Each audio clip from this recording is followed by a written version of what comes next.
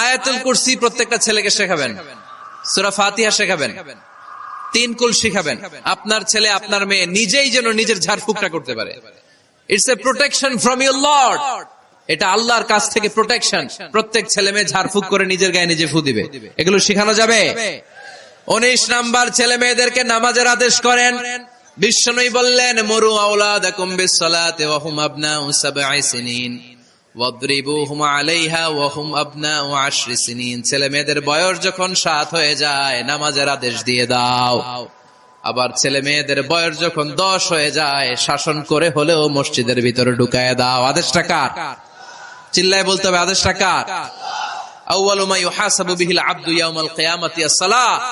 কিয়ামতের দিন সর্বপ্রথম আল্লাহ যে হিসাবটা চাইবে সেটা সালাতের হিসাব।